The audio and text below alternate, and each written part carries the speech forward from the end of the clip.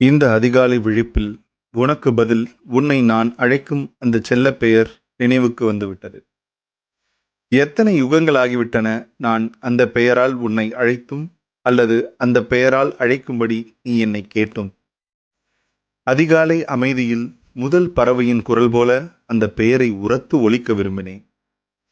யாரிடமாவது சொல்லாவிட்டால் தலை வெடித்து விடும் ரகசியம் போல, ஒரு சிறிய சூறாவளி போல அந்த பெயர் தலைக்குள் சுற்றிச் சுழல்கிறது.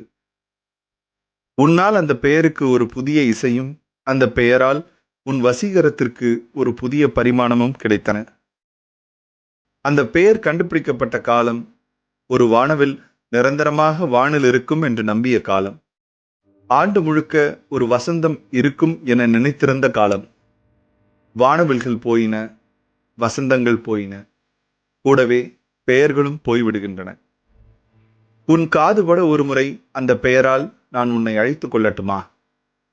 அதுவும் உன் பெயர் என்பது இந்நேரம் உனக்கு மறந்து போய் நீ திரும்பி பார்க்காவிட்டால் நான் இந்த பாலைவனத்தில் கைவிடப்பட்டவனாகி விடுவேன்.